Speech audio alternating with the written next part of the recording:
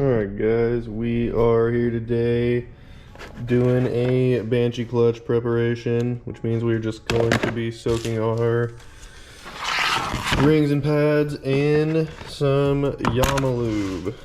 Gonna go ahead and pour this in there, kind of spread these out and just let them soak. So I've got the clutches fully submerged now. I took 2 quarts of Yama lube 1040. I would just recommend cleaning your pan really good, wiping it out. I'm just gonna let mine soak overnight. It's 10:30 right now, so any point past 10:30 tomorrow, these will be ready to go. I'm gonna go ahead and start putting this stuff together. And since I've got a driveline clutch, there's no specific order it goes in, just fiber, then steel, then fiber, then steel, until you put them all in.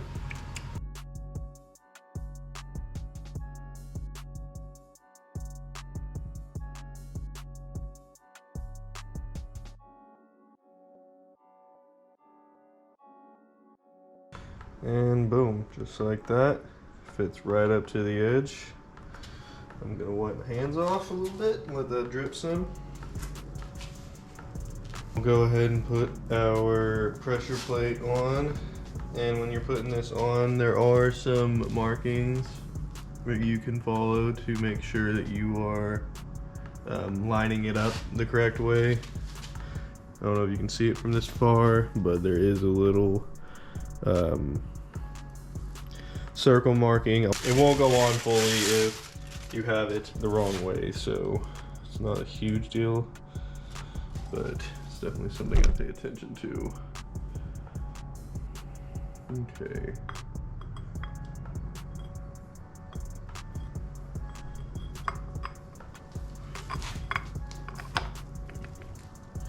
And there you go, just like that. You should see there's no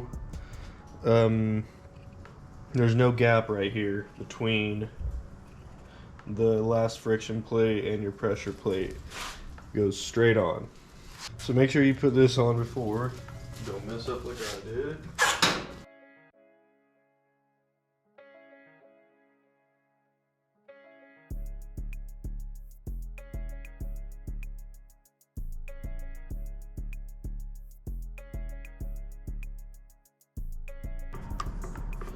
Whenever you're tightening these down, you want to go in a crissity, crossity, piggity pattern, if you know what I'm saying.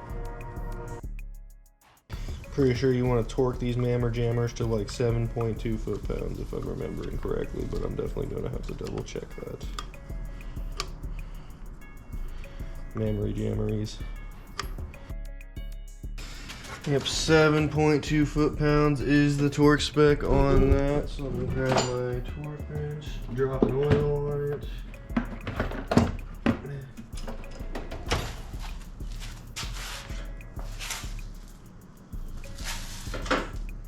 Where the fuck is my tin? What the fuck? Found my tin.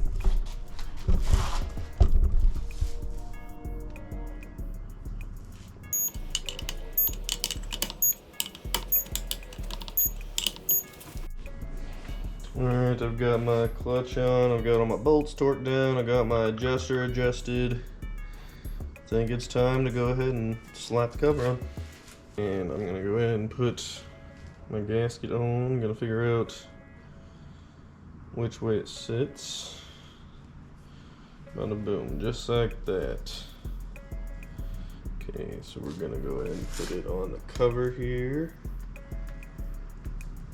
Lubricate our O-ring for the water pump because I don't want the friction of sliding this cover on to damage the O-ring. So we've got a dowel pin, so we use that dowel pin and one other screw to keep it in place, and then just kind of pop it on there.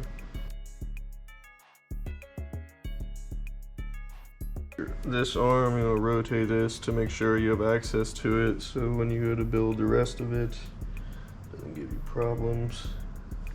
So we'll take our extra long screw, we'll put it right there.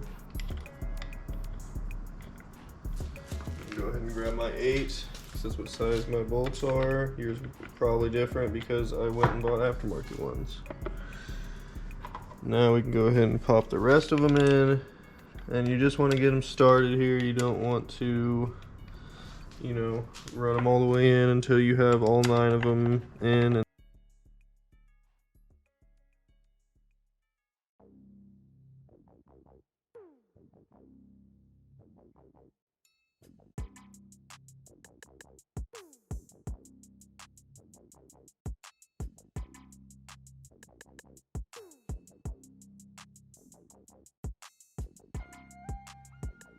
So got the cover back on, got the gasket in between it obviously. All we gotta do now is torque that thing down to 5.1 foot-pounds.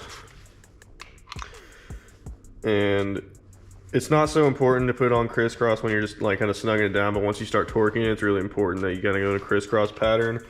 And I prefer to start from the inside out. 5.1 foot-pounds.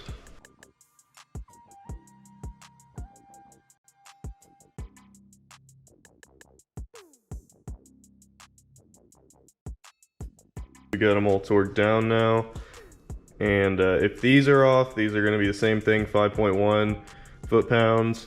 As you can see, mine are already on. I replaced them as well with some Allen head bolts. I just don't really like those Phillips head bolts at all, so I try to replace them anytime I can. That's it for this video. Thanks for watching, guys, and I'll see you next time.